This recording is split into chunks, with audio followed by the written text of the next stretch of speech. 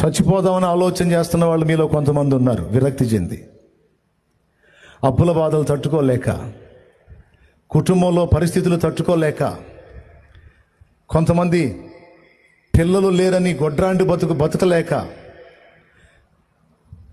అత్తమామలో భర్త ఈ దరిద్రదాన్ని చేసుకున్నాను, పిల్లలు లేరు ఈ గొడ్డుబోద్దానికి, దీన్ని వదిలి ఇంకొక దాన్ని చేసుకోవాలి అనే మాటలు వింటా ఇంకా నేను ఎందుకు బతకాలని ఆలోచించే వాళ్ళు ఉన్నారు. కొన్ని భౌతికమైన సమస్యలను బట్టి ఆత్మీయ జీవితంలో పడతా లెగుస్తూ కొంతమంది కృంగిపోయి ఉన్నారు. మానసిక సమస్యల చేత కొంతమంది అల్లాడుతున్నారు. నేను చెప్తున్నా, ఆ సమస్యలు ఏవైనా ఎంతటివైనా వాటిని మార్చి ఆశీర్వాదకరమైన కార్యాలు నా ప్రభు చేయగలడని విశ్వసించిన వాళ్ళందరి జీవితాల్లో వారి విశ్వాసం మేరకు కార్యాలు తప్పనిసరిగా జరుగుతాయి. నా దేవుడు చేస్తాడు.